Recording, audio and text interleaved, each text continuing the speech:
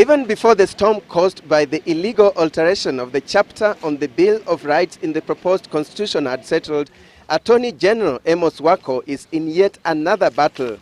He is battling a court ruling that could harden positions ahead of the referendum.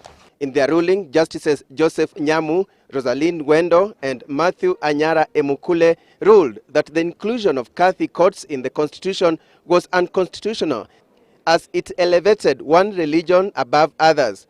They further found that the existence of the courts in the constitution offended the doctrine of separation of the state and religion. The case was filed in 2004 by the religious leaders Reverend Jesse Kamau, Bishop Silas Yego, Bishop Margaret Wanjiru, Bishop Arthur Kitonga, Reverend David Kadhi, and Bishop Boniface Adoyo, among others.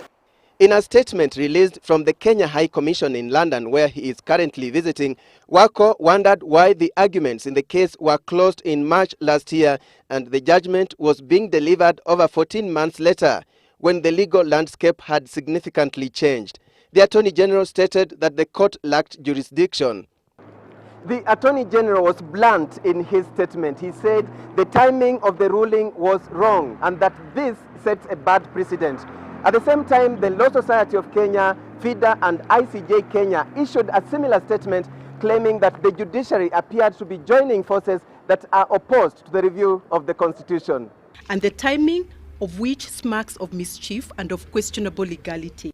The International Commission of Jurists, ICJ Kenya, normally advocates for international legal standards. As it joined the Law Society of Kenya, they termed the ruling as a reckless and misguided judicial adventure which risked throwing the country into significant political uncertainty. Both PNU and ODM leaders described the ruling as inconsequential and the work of anti-reformists. It's a political decision meant to give an advantage to a section of Kenyans who are opposed to the process, and that's why it has this sense of timing. The average person, including myself, will see that justice was not done. Mpangilio ulioko sasa wa kupata rasimu hii ya katiba haidhulumiwi kamwe.